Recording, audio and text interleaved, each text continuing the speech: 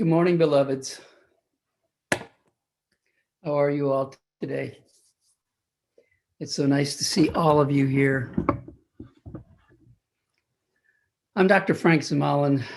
Dr. Terry Zemalan and I want to welcome you to Awakening Ways Spiritual Community. Awakening Ways is a New Thought spiritual community in the lineage of Dr. Ernest Holmes. We're a community that believes there's a golden thread of truth and love that winds its way through all great spiritual traditions. It's that golden thread of mysticism that says each of us is one with the Creator. And enlightenment and awakening means living in our oneness with the Creator.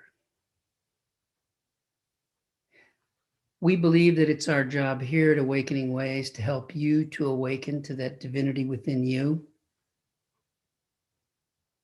And we try to do that through wonderful Sunday talks and incredible music, like this morning will be, through classes, through meditations, through workshops, through prayer, and through one-to-one spiritual counseling through practitioners and practitioner work. Each of us has come here today by our own unique path. Nobody has the same path. No two people ever walk the same path. We come very differently.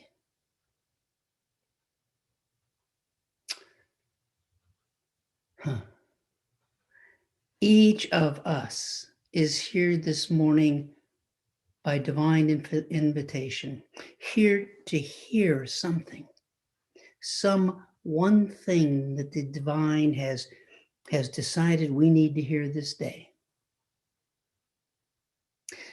And so whatever your path has been before you came, whatever it is you're here to get this morning, for right now, for this sacred moment, welcome home. We've been waiting for you. I'd like you to join me for just a minute as we enter into that quiet, that stillness, and know that there is one infinite and divine truth, one infinite and divine mind. That one is God, by whatever name we call it. It is present here and now in me as me because it is me. And as I know it's me, I know it's every person on this call and every sentient being everywhere in the universe. I know that Dr. Terry, as she speaks this morning, has opened herself perfectly to that one divine source. And that the words she speaks come unfiltered from that divine. For she is but a channel for it.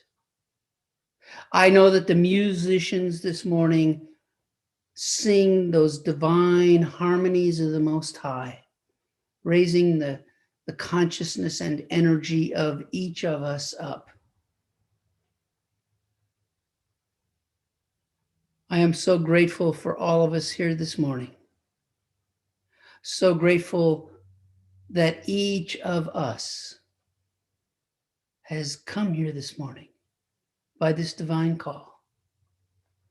I'm so grateful for this community, so grateful for this teaching, knowing that this morning is already accomplished in mind. I release and I let go and I say, and so it is. Amen.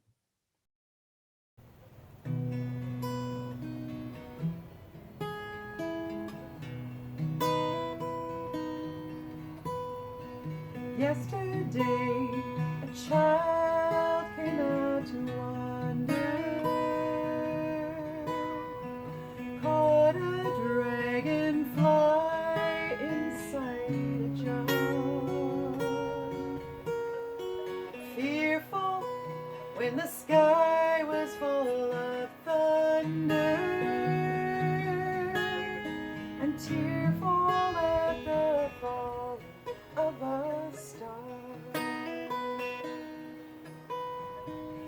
And the child moved 10 times round the season, skated over 10 clear frozen streams. Words like when you're older must appease him, and promises of someday make his dreams. And the seasons, they go round and round, and the painted ponies go up and down. We're captive on a carousel of time. We can't return, we can only look behind from where we came, and go round and round and round in the circle game. 16 springs and 16 summers gone now. Cartwheels turn to car wheels through the town, and they tell him, take your time, it won't be long now, till you drag your feet too slow the circles down. And the seasons, they go round and round, and the painted ponies go up and down. We're captive on a carousel of time. We can't return, we can only look behind from where we came, and go round and round and round in the circle game. So the years been by, and now the boy is 20. Though his dreams have lost some grandeur coming true, there'll be new dreams, maybe better dreams, and plenty before the last revolving year is through. And the seasons, they go round and round, and the painted ponies go up and down. We're captive on a carousel of time.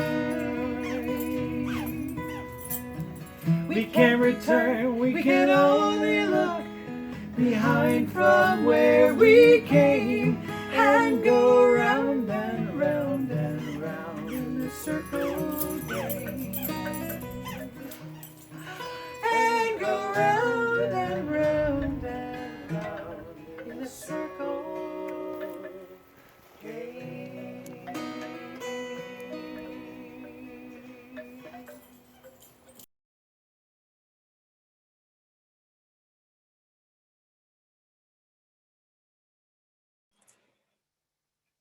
Namaste.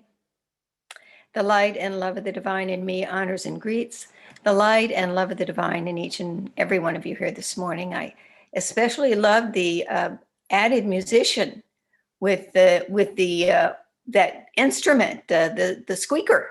The squeaker, it added to that beautiful song. Thank you so much to Steve and to Karen. Thank you for that. So here we go.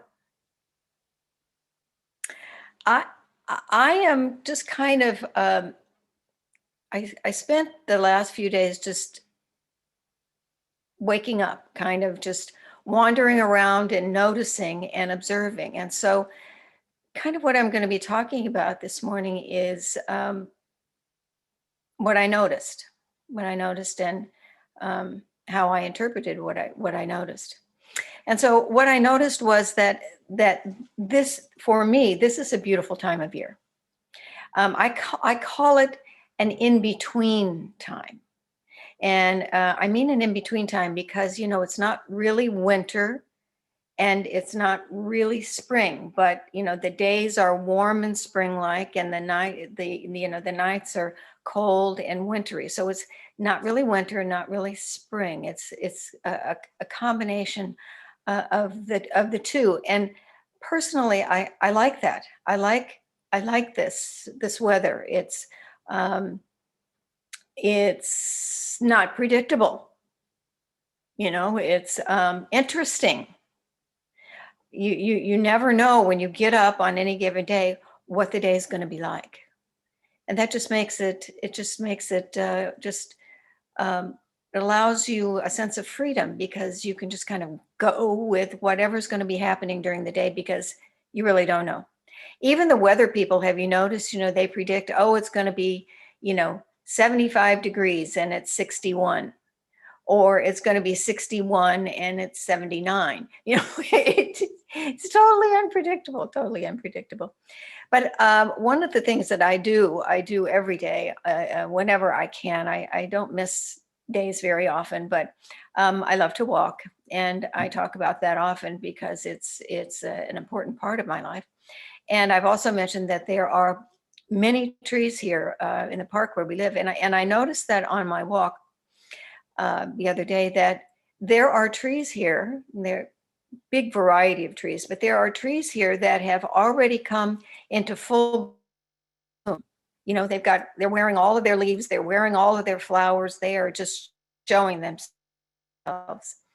And then there are these other trees that are still standing, bare, not wearing anything. They're just wearing their bark, and that's all they're wearing. It's kind of like, the trees are experiencing their own in-between time as well.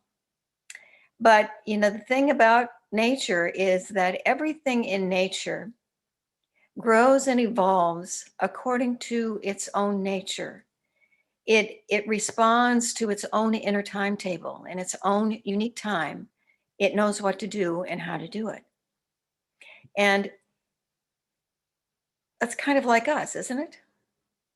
When you think about each individual person, when you think about people in general, we all grow and evolve according to our own nature.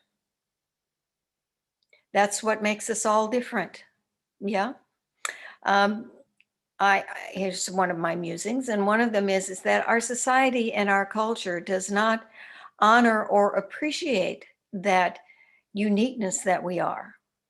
I don't think it's a value, that idea of being unique and different, and it's kind of drummed out of us at a very early age. I was an educator, and the truth is that what happens is that we start school, and we're in this curriculum that is designed with the kind of the average child in mind. Do you know what I mean? It's like if you're going to set the curriculum, you kind of run it down the middle, and then you support the advanced children with more stuff, and the kids who are struggling, you support them with other things. But the curriculum itself is designed for the average child. Okay, I personally have never, ever met an average child. Have you? What in the world is an average child? Because it beats me. So we spend our years, though. We all did it in this system. And as the system goes along, there's a little more freedom of expression. High school is a little better than grade school, of course. And then college, you have a little more flexibility, but you're still in that structure, you're still in that system. And then when you actually are done with that educational system and you move into, what it is that you're going to do in life for your livelihood, your vocation, then you step right into that work environment that has its own structure and may or may not allow for that divine nature, that sense of who you are to express itself. You wonder, as I'm talking about this, like, how in the world did I ever make it through that? And what was I thinking? Well, we were all not thinking, because we were all just trying to do the next thing to get us through that system. And here we are. We don't really have much control over the educational system or the environment that we work in, really.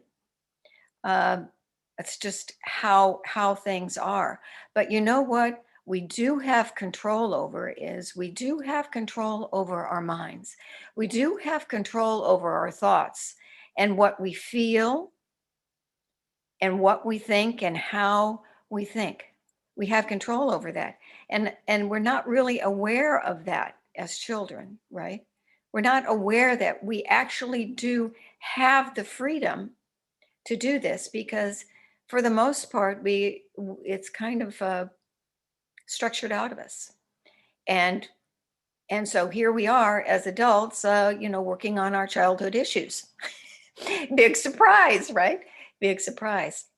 Because so often what and who we were wasn't allowed to be completely. We weren't allowed to just express fully our own divine nature. But as adults, we absolutely have the freedom. We have the ability to think and believe what we want to think and believe, to feel what we want to feel. We have the ability to express ourselves. This is ours as adults. It is not ours so much as children. We get to control our destiny. We get to set the goals and objectives for our lives as adults. And so, we can decide to evolve. Basically, we can make that choice to evolve and grow at our own pace, at our own pace. This is our right as a human being. This is our joy as a human being, to be able to live like this, to be able to express like this, to be able to be who we truly are. Isn't that what we say all the time? Just be who you are. But first of all, we have to discover who we are and then allow ourselves to be that. And not only that, learn to appreciate and to value who and what we are. To value and appreciate it. It's not enough to just discover it. We have to learn to appreciate it, to see it in all of its glory and all of its magnificence, and to embrace that and to appreciate that. So it is our divine right to do this. And how are we all doing that? How well are we exercising this right that we have to grow and express ourselves freely? I invite you to think about that. Frank and I were out for a walk together the other day. We don't normally walk together. It's not that I don't like to walk with Frank, but what I've discovered is that for me, walking is a solitary experience.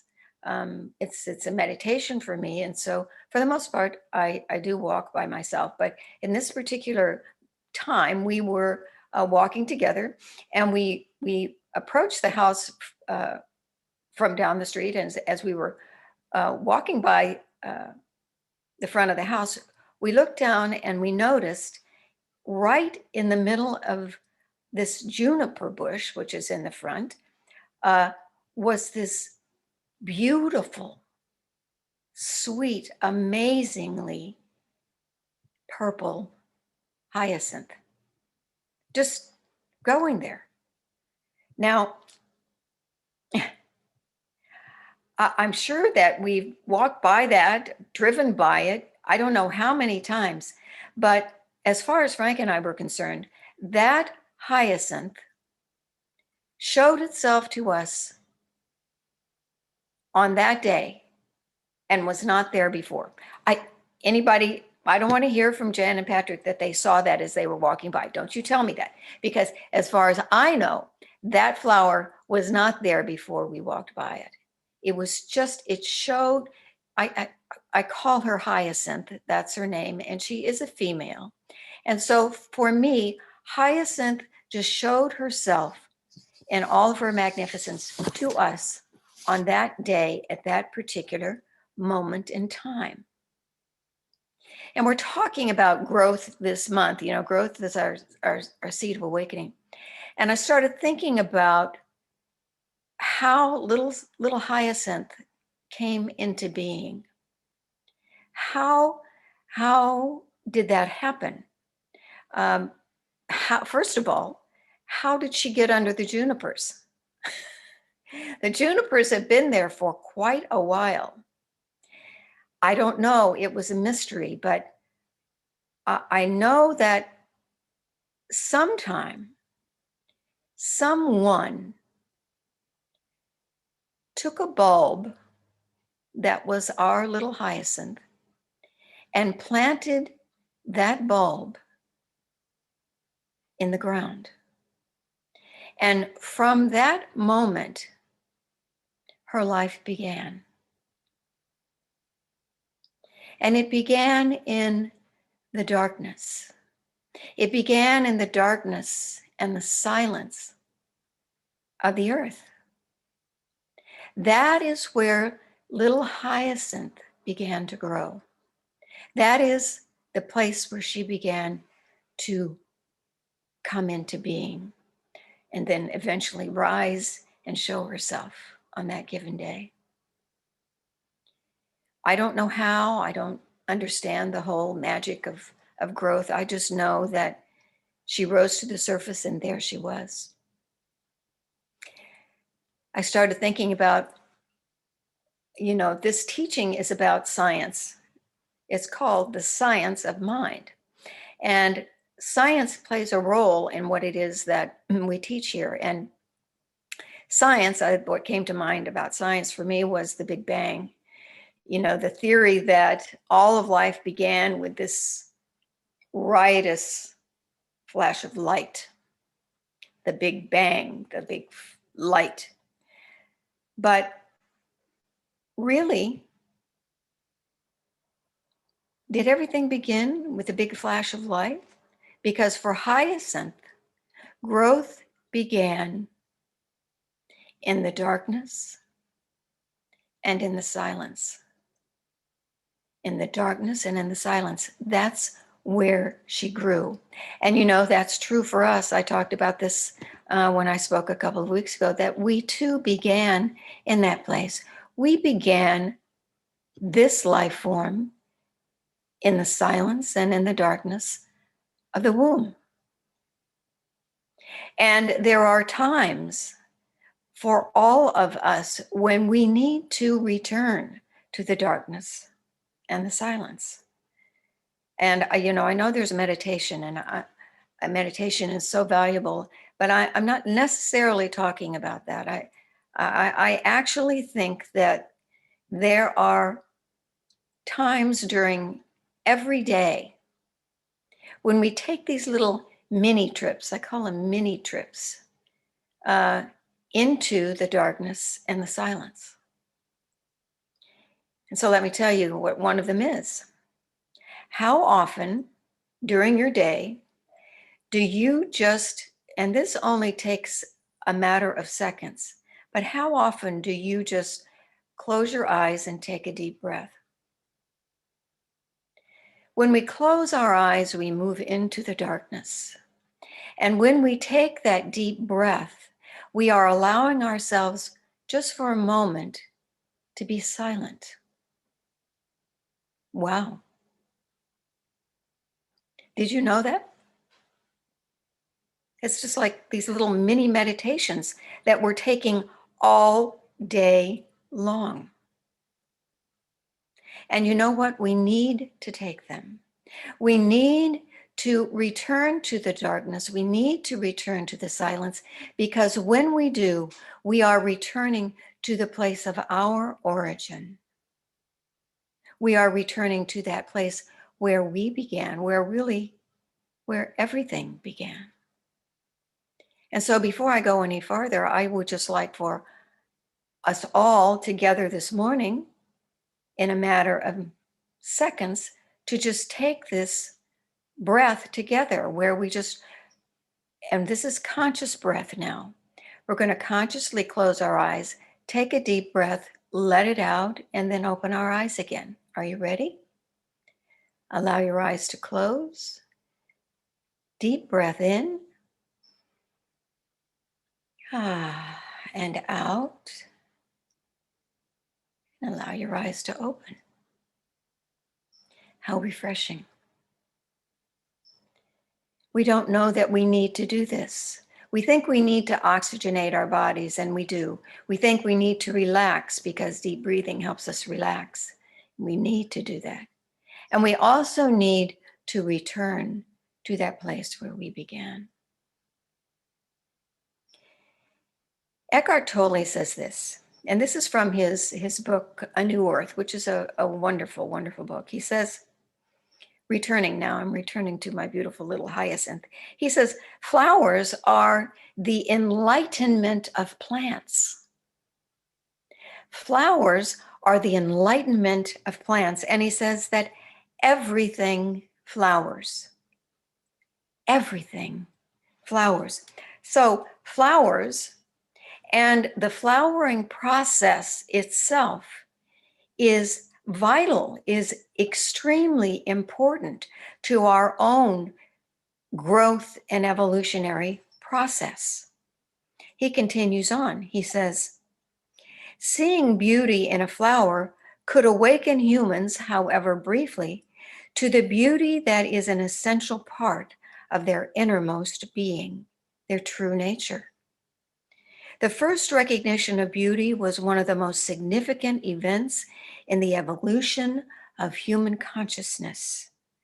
The feelings of joy and love are intrinsically connected to that recognition. Without our fully realizing it, flowers could become for us an expression and form of that which is most high, most sacred, and ultimately formless within ourselves. Who knew? Who knew the value and the importance of flowers? Flowers for us can actually represent the divine in form, which of course everything is the divine in form. But as we look at a flower and we recognize its perfection and beauty, we go within and we experience that perfection and beauty within ourselves in that recognition of the flower. What a beautiful, beautiful gift. So here's the thing. You know, we're talking about growth, and we're always growing. We're always evolving. We're always awakening. And we're always flowering, like little hyacinth. She's so pretty. Little hyacinth, like little hyacinth, we're always flowering. And so what is it that is in us that is flowering? Well, Eckhart Tolle would say that we are flowering our consciousness. It is our consciousness itself that is flowering. There's a story about the Buddha, and the Buddha was this. Actually, the story is called the Silent Sermon, and I know many of you know the story. It is the sermon that Buddha gave, where he sat and he had his monks in front of him, and next to him was a flower, and he picked up the flower and he just began to gaze at the flower. No words were spoken. He simply gazed at the flower. Now the monks are getting restless. They're moving around. They're waiting for the Buddha to speak, to impart his wisdom. And he is silent. He is simply gazing at the flower. And soon after some time, one of the monks began to smile. That's all. Just smile. Because you see, that monk understood the sermon. He understood the sermon, the silent sermon of the flower. And in that recognition, he awakened. He understood the silence, the power of the beauty, the stillness. And it all just changed him in an instant. In fact, it's said that that experience, that smile that young monk had, was handed down by 28 successive masters, and much later became the origin of Zen Buddhism. Power, the power in the silence. And we could say that Buddha's silent sermon caused the consciousness of that one monk to flower. His consciousness did indeed flower, did it not? In the stillness, he awakened. We can't really define consciousness. You know, we talk about consciousness, and there's this kind of assumption that everybody knows what we're talking about. Well, the truth is, as far as I can see, whoever says it's about consciousness, it's their definition of consciousness, and we all have our own definition. But the general definition or understanding of consciousness is that consciousness is awareness of internal or external existence. In other words, consciousness is acknowledging and recognizing that we are alive. That we are alive. When we know and we are consciously aware that we are alive, that is consciousness itself. The awareness that existence is, that we are. And so, as we evolve, as we grow, as we deepen daily in our lives, as we focus on this idea of consciousness, as we focus on spirituality, as we deepen and expand our connection to the divine in however way we know the divine, we are actually beginning to flower our own consciousness. I love that idea, a flowering consciousness. And if there was a miracle grow, for flowering our consciousness, that nurturing quality, that miracle grow product would be love. It would be love itself, because love is that pure nurturing essence and energy that is part of all the other qualities there are. Let me share with you what I mean. So when we think about love, we know that love ignites joy, right? When we are deeply in love, our joy is ignited. Love ignites passion. It ignites kindness and gentleness. It ignites compassion. Love ignites peace. And love informs. Love informs wisdom and intelligence and understanding. Love informs order. Love guides. Love guides strength and power and energy. And love dances. Love dances with creativity and vision and imagination and inspiration. So do you get that? That love is woven into all of the other divine qualities. It's like this secret ingredient that's part of everything. It's part of everything we see, everything we feel, everything we know. It is, we say another word for the divine is love, and there's a reason for that. Everything is God, and everything in the same way is love as well, expressing, love expressing. And it seems like no matter what the issue, what the problem, what the experience, whatever's going on, that love plays a role in its solution. Isn't this true? Love seems to be that force that can solve problems, can heal relationships. It's just amazing. And so love and being loving are critical to our growth, to our evolution, and to our own flowering.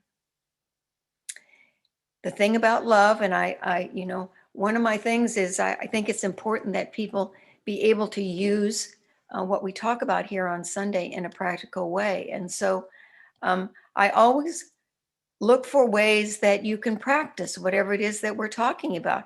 Well, love, holy cow. I mean, you can practice love anywhere, anytime. And the magic of love is that you don't have to have someone else there with you to practice love. It's not necessary.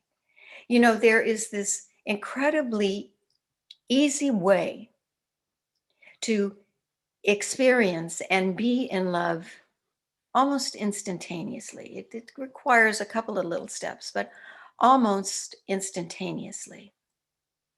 And I'd like for us to do this together. We're kind of walking and talking and looking at the trees and flowers, and we're kind of breathing together. We're experiencing this morning together. And so I'd like for us to experience this love together. And so this can be eyes open. You don't have to close your eyes, or you can close your eyes if you like. It's only going to take a few seconds.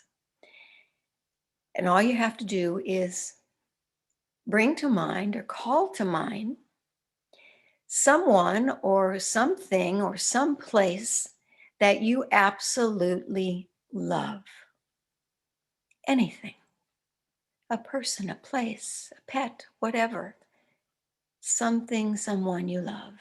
And then feel that love for that image. Feel it fully. So much love.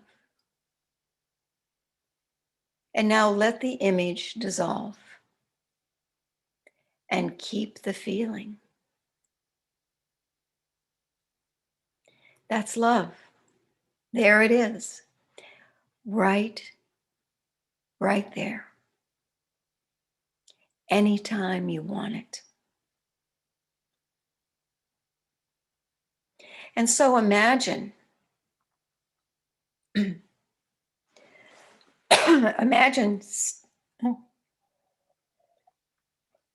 imagine standing in line at the grocery store. I am so impatient there.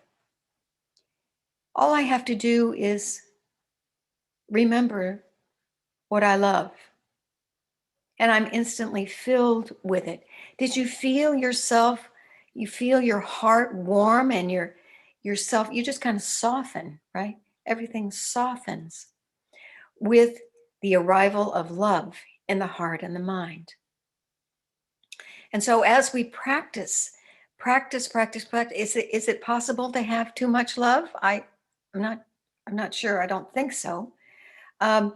So as we practice this love, the more we practice this love, the more our consciousness is going to flower. the more we will grow and bloom. I wanted to share one more story with you this morning because I feel like with what's going on in the world and what's going on in our country, and it doesn't feel loving a lot of the time.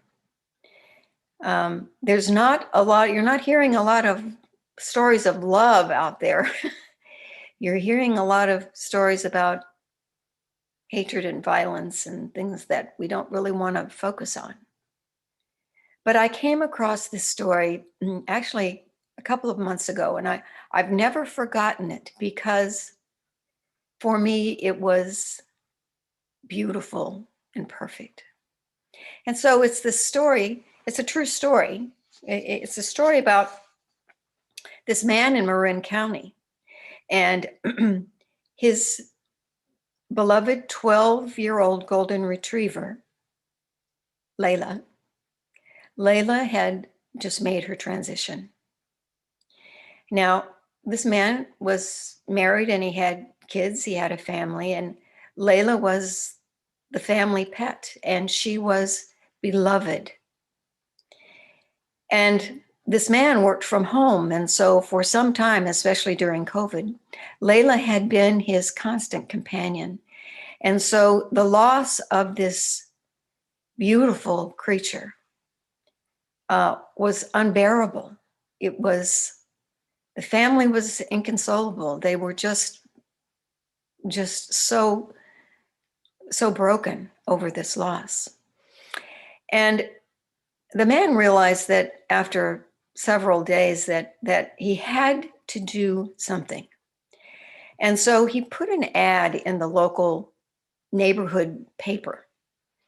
And the ad said, "Grieving family needs canine healings." Grieving family needs canine healings.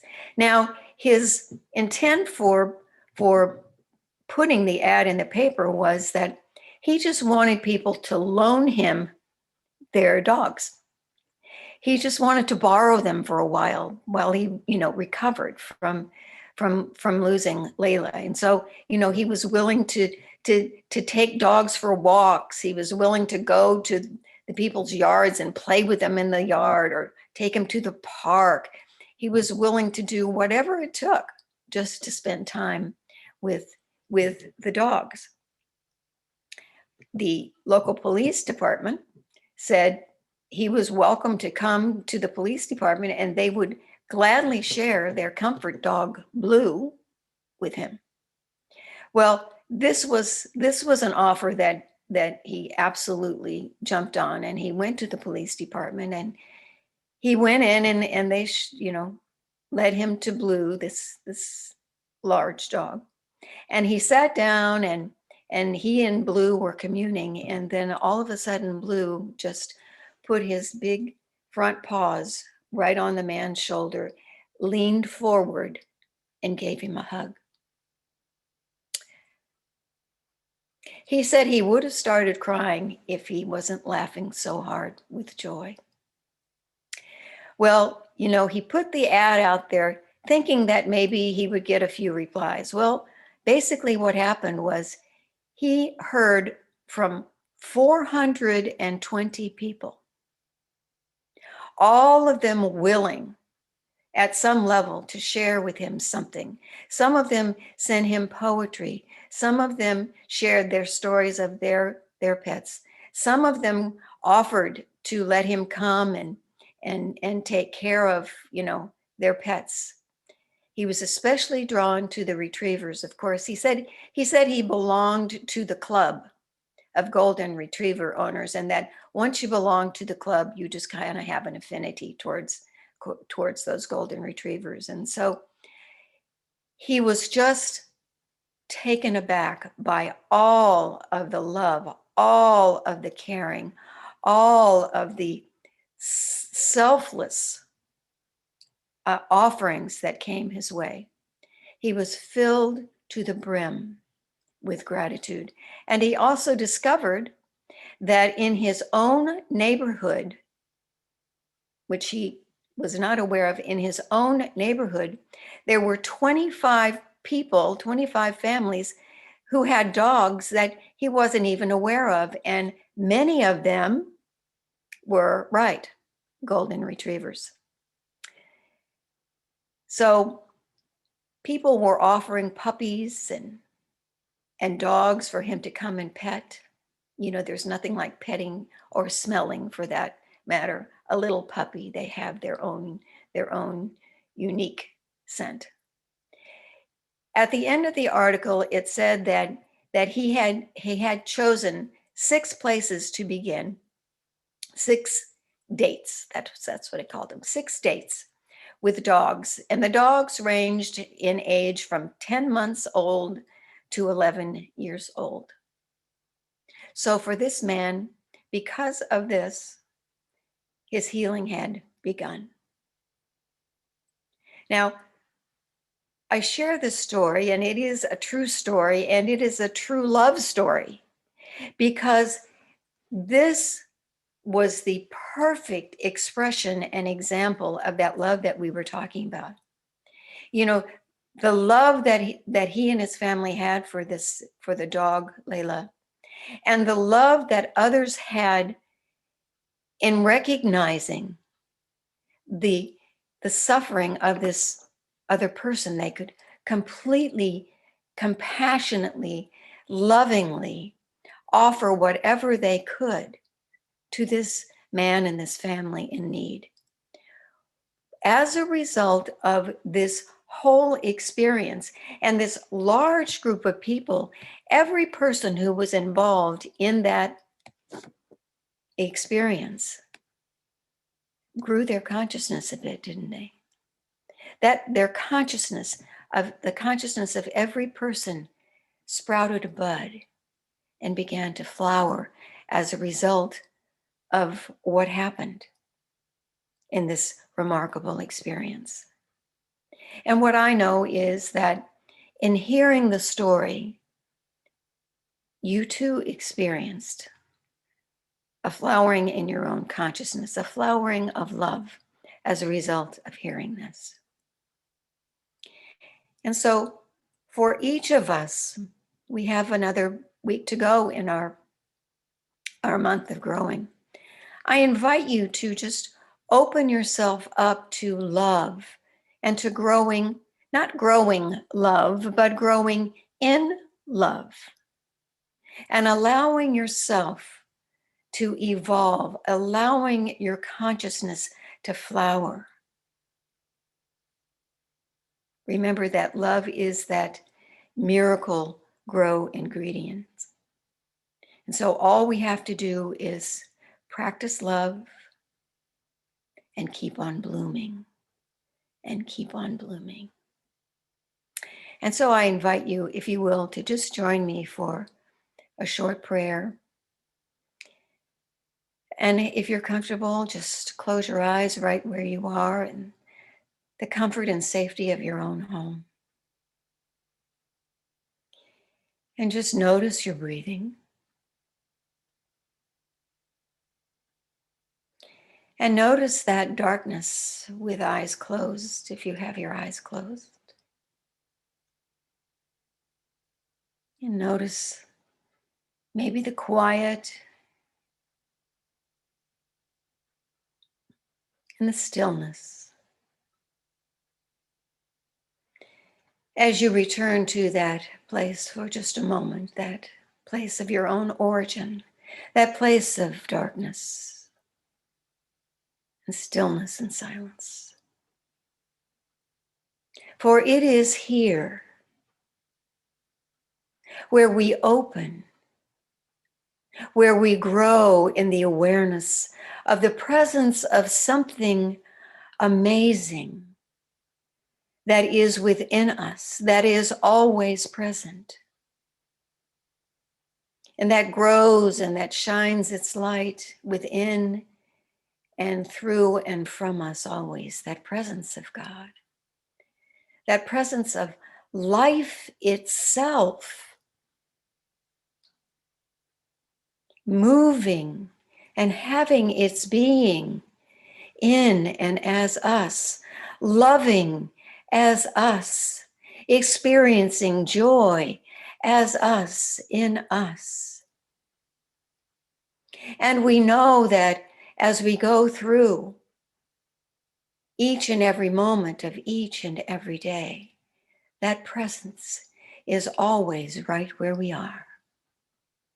And so I know that this flowering of consciousness is taking place in each and every person here this morning. That this gathering is filled with beautiful blooming flowers. And that magic ingredient of love is just showing itself in, through, and around all of the daily activities of each and every person. I celebrate this love. I celebrate the flowering of consciousness for each and every being. For I know that it is in its own way absolutely effortless.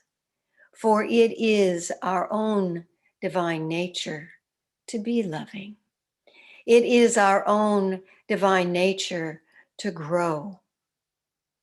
And so we do.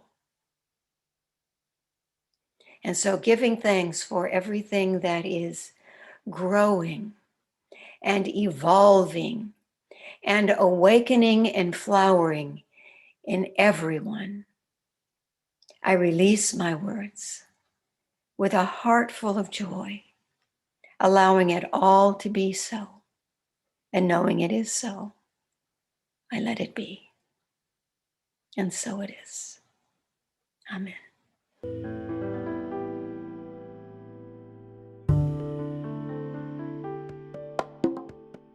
Blissfully, we're living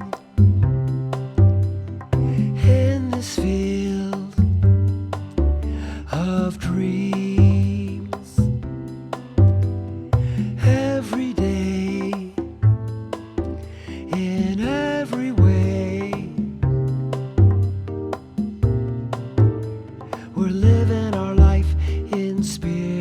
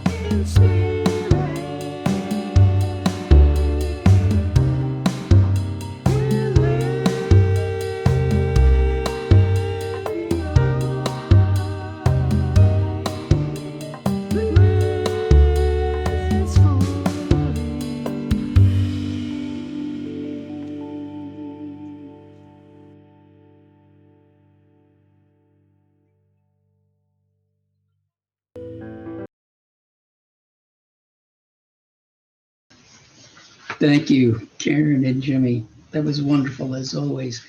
And Dr. Terry, your talk was really beautiful this morning. I can actually see Hyacinth from where I'm sitting, and she looks really good. It was a wonderful talk this morning. I'm sure we all got a lot out of it. I know I did. I had to move because I was starting to cough, and so I had to move to a room where I could close the door. And so if I appear to be looking away from the camera, it's because my screen is over here. And so I've been watching Terry on that screen.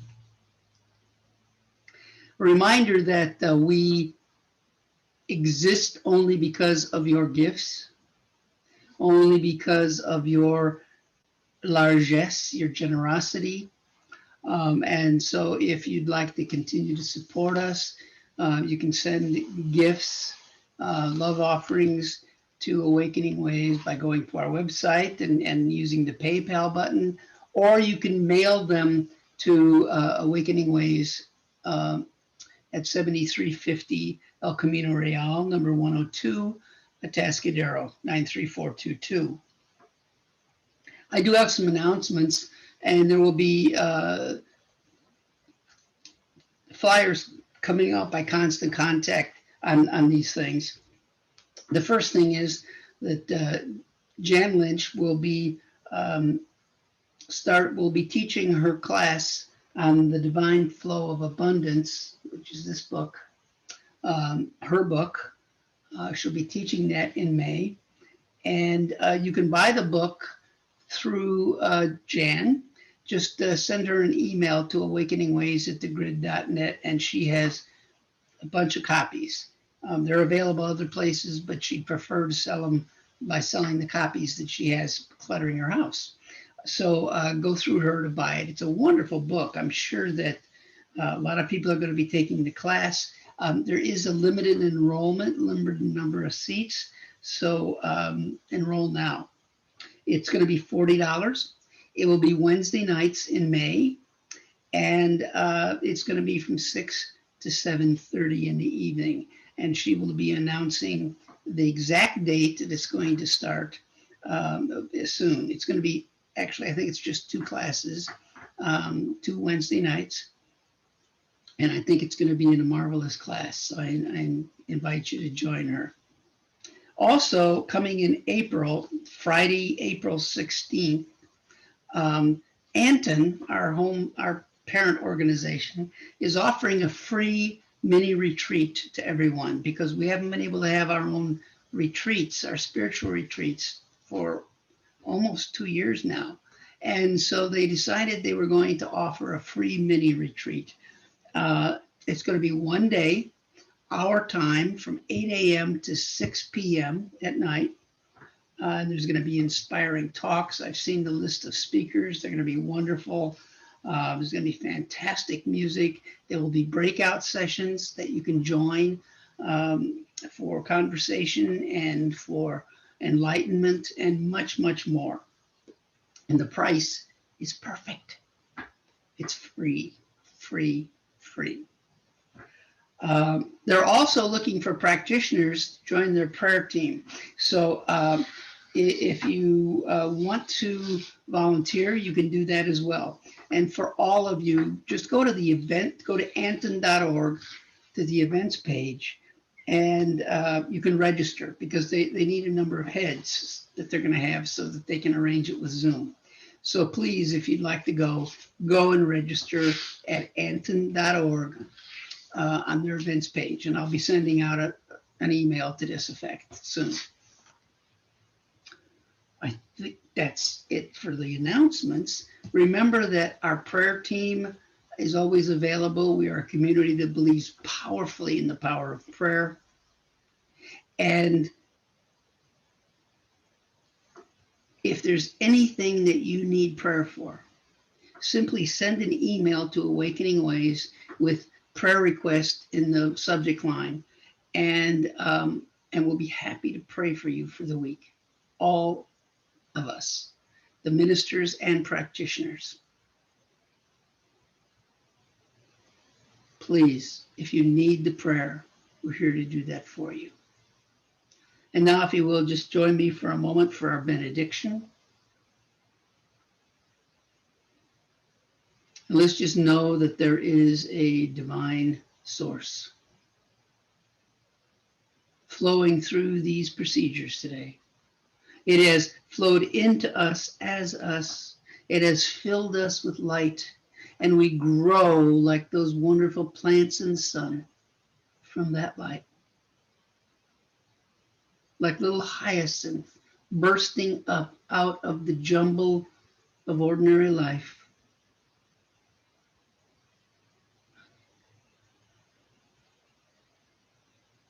And we go our way this week in that awareness of ourselves, with that beautiful bloom that we are above the ordinary chaos around us. And every living creature sees our consciousness and our beauty. And they know joy, and they know peace. And we are a blessing to the world.